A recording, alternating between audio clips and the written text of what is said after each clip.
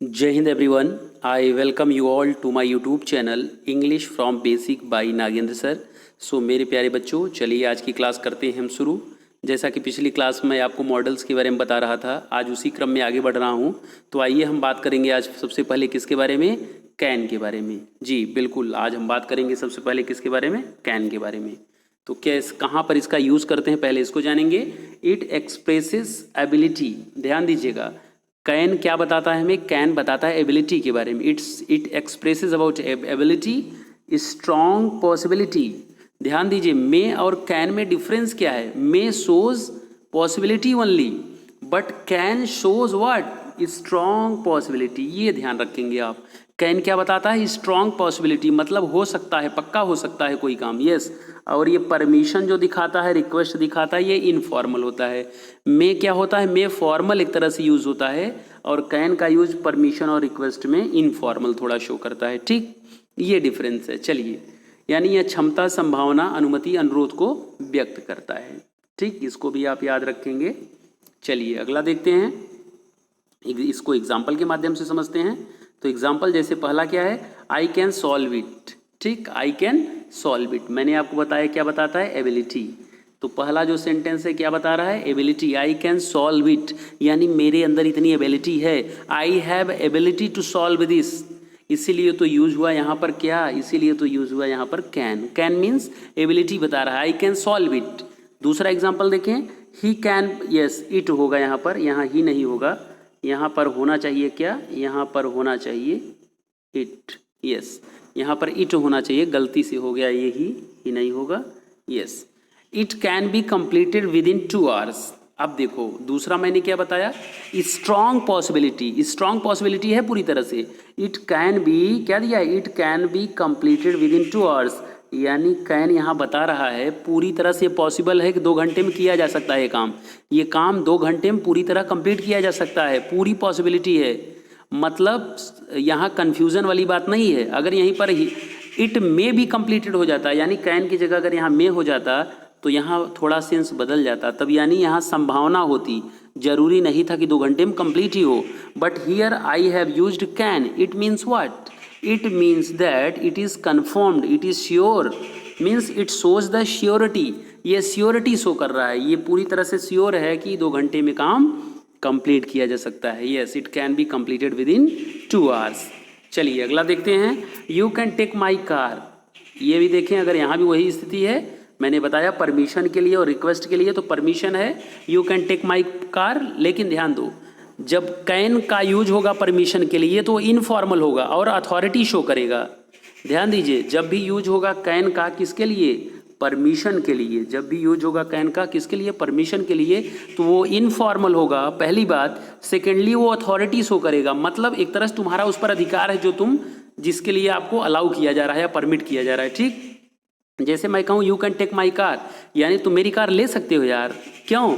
एक तरह से तुम्हारा अधिकार है इस पर, तुम मेरे बहुत क्लोज हो, इनफॉर्मल हो। यस, अगर यही मैं कहता you may take my car, तो तुम मेरी कार ले जा सकते हो, यानी एक तरह से ऑफिशियल कंडीशन हो जाती, एक तरह से फॉर्मल हो जाता, तो वहाँ पर मे हो जाता। लेकिन यहाँ कैन है तो इनफॉर्मल है, यानी मेरी कार तुम ले जा सकते हो, एक तरह से जैसे फ्रेंड या एक फैमिली मेम्बर्स की तरह।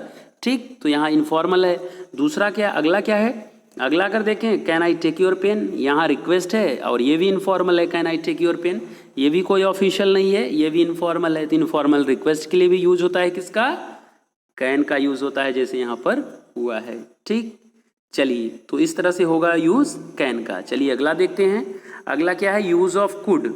चलिए देखा जाए कुड का यूज कहाँ पर होता है। अगर बात करें हम कुड की, तो कुड कहाँ यूज होगा? It shows more polite request than can. थोड़ा इसको आप ध्यान रखेंगे, कहाँ पर यूज होगा? It shows more polite request than can, यानी कैन से ज़्यादा ये रिक्वेस्ट शो करेगी। Yes, so it shows more polite request than can, you have to remember this, इसको याद रखना है। यानी ये जो रिक्वेस्ट शो करेगा ये निश्चित रूप से कैन से ज़्यादा शो करेगा। ठीक है, स्पेशली मॉडर्न टाइम में ये बहुत ज़्यादा यूज़ हो रहा है कुड का use. It is use to express ability in past, इसका यूज पास्ट में एबिलिटी शो करने के लिए किया जाता है। क्यों? क्योंकि कैन का पास्ट ही है could. Yes, it is used as past, ये past form of can in narration. Narration में भी कैन को बदल देते हैं किस में, कुड को, मे को माइट में, कैन को कुड में। यस, चलिए एग्जाम्पल के माध्यम से समझते हैं इसको। तो पहला एग्जाम्पल क्या है, could you lend me your sofa set. Yes, अब देखो यहाँ पोलाइट रिक्वेस्ट है, बहुत ही पोलाइटली, बहुत ही विनम्रता पूर्वक पूछा कहा जा रहा है, रिक्वेस्ट किया जा रहा है, क्या आप मुझे उधार देंगे अपना sofa set. Can you, yes, could you land me your sofa set, कृपा करके आप देंगे क्या अपना सोफा सेट मुझे उधार। Yes, so this is what, here in this sentence we see a polite request, very polite request we can see in this sentence. Yes, अगला देखा जाए, yes, could you please help me, दूसरे में it expresses, yes, ये भी request show कर रहा है, ध्यान दीजिए, ये भी बहुत पोलाइट रिक्वेस्ट शो कर रहा है। कुड यू प्लीज हेल्प मी, क्या आप मेरी सहायता करेंगे, क्या करेंगे। ठीक, अगला देखा जाए, आई could solve it very easily, मैंने बताया आपको पास्ट में भी यूज होता है, पास्ट में यूज होता है। ये देखो यहाँ लिखा, it is use to express ability in past. तो यहाँ पर देखो, I could solve it very easily, इसको मैं बहुत ही आराम से सॉल्व कर सकता था, पास्ट में एबिलिटी बताया जा रहा है, पास्ट में क्षमता को दिखाया जा रहा है, यानी कोई भी पास्ट में काम किया जा सकता था किसी के द्वारा। अगर ऐसी बात है जहाँ एबिलिटी की बात की जाए तो वहाँ पर यूज हो जाएगा कुड। ठीक, कैन का पास्ट होता है कुड। अगर प्रेजेंट में कैन यूज होता है आई कैन सॉल्व इट, तो इसी का पास्ट हो जाए आई कुड सॉल्व इट।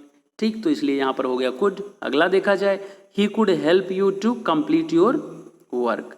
यस, यहाँ भी देखो पास्ट की बात हो जा रही है कि कोई भी काम पास्ट में कंप्लीट हुआ या कर कोई एबिलिटी की बात हुई, एबिलिटी की बात जब पास्ट में हुई तो यहाँ भी वही स्थिति हुई, he could help you to complete your work, same स्थिति यहाँ पर हुई। ठीक, चलिए अगला देखा जाए। अब नरेशन की अगर बात करें तो नरेशन में भी इसका यूज़ होता है, नरेशन में कैन को बदल देते हैं कुड में। तो अगर नरेशन की बात करें तो यहाँ भी है, he said I can run fast, ये तो हो गया डायरेक्ट नरेशन। क्या हो गया, he said I can run fast, और इसका इनडायरेक्ट क्या हो गया, ही सेड दैट। अब आई चूंकि फर्स्ट पर्सन है, आई फर्स्ट पर्सन है, बदल जाएगा ही के अनुसार, इसलिए यहाँ पर ही हो गया, और बाकी कंजंक्शन दैट लगेगा ही, और ठीक है, तो ही यहाँ पर हो गया। और कैन को बदल दिया गया किसमें, कैन को बदल दिया गया कुड में। ठीक, तो ध्यान दीजिएगा, नरेशन में भी इसका यूज़ होता है, यानी नरेशन में डायरेक्ट से जब इनडायरेक्ट में बदलते हैं तो कैन को कुड में बदल देते हैं। कब, जब हमारा रिपोर्टिंग वर्ब होता है पास्ट में, यानी ये पार्ट जब होगा पास्ट में तब। ठीक, तो इस तरह से हो गया यहाँ पर। चलिए अगला देखते हैं, use of shall and will. देखा जाए क्या होता है शैल और विल, बहुत ही इंपॉर्टेंट है। ठीक है, as per traditional grammar with I and we first person, we use shall and for remaining we use will, ये आप याद रखेंगे। जो ट्रेडिशनल ग्रामर है, आज तो सब ज़्यादातर विल ही यूज़ करते हैं, शैल को पूरी तरह से लोग भूल चुके हैं। It seems that everybody has forgotten the word shall, everybody is using only and only will nowadays. पूरी तरह से लोग भूल चुके हैं किसको, शैल को। लेकिन ट्रेडिशनल ग्रामर में जैसा कि बताया गया है, दोनों का यूज़ है, शैल और विल दोनों का यूज़ है। तो शैल का यूज़ किसके साथ करेंगे, आई और वी के साथ। आई और वी यानी फर्स्ट पर्सन के साथ यूज होता है किसका, we use shall, and for remaining we use will. ठीक, यानी आई और वी के साथ तो क्या, शैल, बाकी जितने बचे उनके साथ विल का यूज करेंगे। आई वी के साथ, आई वी क्यों, क्योंकि ये फर्स्ट पर्सन है, फर्स्ट पर्सन के साथ शैल का यूज करेंगे, और बाकी बचे हुए जितने हैं, चाहे नाउन हो या प्रोनाउन, उनके साथ क्या यूज करेंगे, उनके साथ यूज करेंगे विल का। ठीक, ये जो ग्रामर का रूल है, कॉमन सेंस में, जनरल सेंस में इसको इस तरह से यूज़ करेंगे। ठीक, चलिए थोड़ा एग्जाम्पल के माध्यम से जानते हैं, और इसके कुछ एकाध रूल और हैं, ठीक, उसको समझते हैं। लेकिन याद रहे यहाँ थोड़ा ये बहुत ही इंपॉर्टेंट है, इसमें गड़बड़ी कर देते हैं बच्चे इसको समझना जरूरी है बेटा। But we use will with first person and shall with others if there is a matter of determination. बहुत ही इंपॉर्टेंट बात बताने जा रहा हूँ, बहुत ही इंपॉर्टेंट बात है, इसको याद रखेंगे आप। क्या, ध्यान दीजिए, जनरल सेंस में तो आई वी के साथ क्या यूज होगा, शैल, और बाकी सबके साथ विल।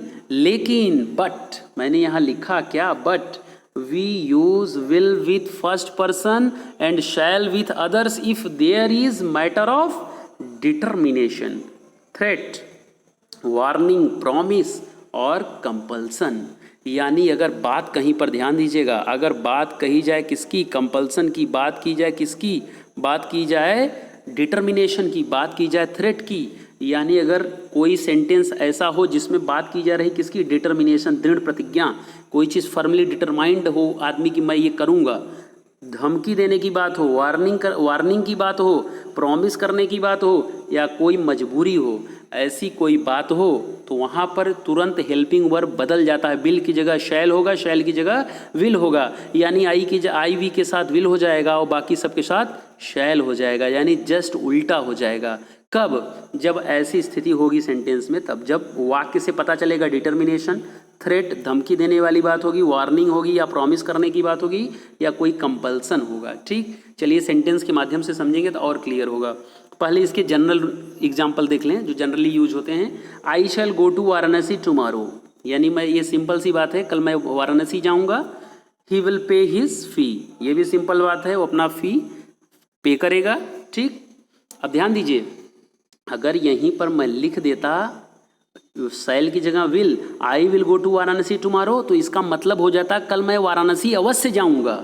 अगर यहीं पर शैल की जगह विल लिख देता तो तुरंत इसका सेंस बदल जाता, इसका मतलब हो जाता कि मैं वाराणसी अवश्य जाऊंगा कल। ठीक, ध्यान दीजिए। और उसी तरह यहाँ अगर लिख देता he will pay the his फी, वो अपनी फीस जमा करेगा, लेकिन यहाँ ही शैल लिख देता तो वो अपनी फीस अवश्य जमा करेगा या करेगा ही करेगा।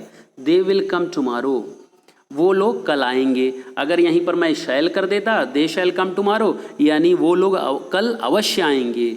यहाँ क्या होगा, वी शैल हेल्प यू, हम आपकी सहायता करेंगे। लेकिन यहीं पर अगर मैं लिख देता he will help you, sorry we will help you, यहाँ अगर विल लिख देता तो इसका मतलब हो जाता हम लोग आपकी सहायता अवश्य करेंगे, पक्का करेंगे। ठीक, तो केवल हेल्पिंग वर्ब बदल देने से यहाँ इसका सेंस बदल जाएगा। ठीक है, चलिए अगला देखते हैं। I will work hard to achieve success, जैसा कि मैंने बताया, क्या कोई डिटर्मिनेशन की अगर बात हो तो बदल जाता है हेल्पिंग वर्ब। तो यहाँ देखो डिटर्मिनेशन, आई के साथ शैल नहीं यूज हुआ है, आई के साथ विल हुआ है। क्यों? क्योंकि यहाँ बात है डिटर्मिनेशन की, एक डिटर्मिनेशन की बात है, यहाँ पर दृढ़ प्रतिज्ञा की बात है, एक फर्मली डिटरमाइंड है बच्चा कि I will work hard to achieve success, मैं पक्का कठिन परिश्रम करूँगा सफलता प्राप्त करने के लिए। ठीक, तो यहाँ पर डिटर्मिनेशन की बात है। आई विल बीट यू, यहाँ पर देखो वार्निंग दी जा रही है, धमकाया जा रहा है, थ्रेट भी है, यानी थ्रेटेनिंग भी है और वार्निंग भी है, धमकाया भी जा रहा है, डराया भी जा रहा है। देखिए ध्यान दीजिए, एक तरह से वार्निंग भी है और डराया भी जा रहा है। आई विल बीट यू, मैं तुम्हें पीटूंगा, आई के साथ शैल नहीं यूज हुआ। क्यों? क्योंकि यहाँ डराया जा रहा है, वार्निंग दी जा रही है। If you do not return my money, अगर मेरा पैसा वापस नहीं किया तो मैं तुम्हें पीटूंगा। तो इसलिए यहाँ पर यूज हुआ क्या, शैल नहीं यूज हुआ, यहाँ पर हो गया यूज विल। अच्छा, अगला देखा जाए, यू शैल बी ट्रांसफर्ड, यहाँ शैल होना चाहिए। ठीक है, यहाँ शैल होना चाहिए, SHALL। ठीक, यहाँ शैल होना चाहिए। You shall be transferred if अरे गड़बड़ हो गया है काफ़ी कुछ, चलिए कोई बात नहीं। इफ़ यू, यहाँ पर होगा यू। ठीक है, थोड़ा और मैं क्लियर कर दे रहा हूँ। यस, चल नहीं रहा है, चलिए कोई बात नहीं है, आप समझ सकते हैं। यहाँ पर क्या होगा, यहाँ हो जाएगा you shall be transferred if, यहाँ कुल मिला के यू होगा, आप इतने समझ लीजिए। You do not work properly, यानी you shall be transferred if you do not work properly, यानी यहाँ वार्निंग दी जा रही है। ध्यान दीजिए, यहाँ पर यू है, ठीक है, इफ़ यू, ठीक है, आप समझेंगे इसे, यू है, ठीक, एंड ये शैल है। तो you shall be transferred, you के साथ यूज हुआ क्या, यू के साथ यूज हुआ यहाँ पर शैल। ठीक है, क्यों? क्योंकि यहाँ पर एक वार्निंग दी जा रही है, इसलिए शैल यूज हुआ, विल नहीं यूज हुआ। You shall be transferred if you do not work properly, अगर आप अच्छे से काम नहीं करते हैं तो आपका ट्रांसफ़र हो जाएगा, आपको ट्रांसफ़र कर दिया जाएगा। यस, आपको ट्रांसफ़र कर दिया जाएगा, यानी यहाँ यू के साथ क्या यूज हुआ, यू के साथ यहाँ पर शैल यूज हुआ। क्यों? क्योंकि यहाँ वार्निंग दी जा रही हो। मैंने आपको बताया जब बात हो वार्निंग की तो वहाँ पर यूज होता है क्या, वहाँ पर यूज होता है जस्ट उल्टा, यानी अगर शैल है तो विल, विल है तो शैल। ठीक, तो यहाँ पर चूंकि शैल था, मैंने आपको बताया ये शैल है, इसको शैल समझिए। SHALL, डबल एल क्या, सॉरी मैं भी गलत किया, डबल नहीं कहते कोई चीज़, मैंने प्रीवियस वीडियो में बताया SHALL, ठीक, शैल। अच्छा, अब यहाँ पर यू है, ठीक है, YOU, ठीक, इसको आप याद रखेंगे। चलिए, I will pay you on Monday. अब देखिए यहाँ भी वही बात है, यानी मंडे को मैं अवश्य पैसा दूंगा। यहाँ ध्यान दीजिए, यहाँ कंपल्सन है, कंपल्सरी है, पक्का मैं दूंगा पैसा। कब? मंडे को। अगले में देखिए, he shall come tomorrow, he will come tomorrow भी तो हो सकता था, लेकिन अगर मैं लिखता यहाँ ही विल, यहाँ विल लिख देता तो वो कल आएगा सामान्य हो जाता, एक सिंपल सेंटेंस हो जाता। लेकिन अगर मैं यहाँ लिख देता हूँ shall, he shall come tomorrow, it means what? Surely he will come tomorrow, he will come tomorrow, it is sure, ये पक्का है कि वह कल आएगा। ठीक है, तो इस तरह से आप शैल और विल का यूज करेंगे बहुत सावधानी पूर्वक।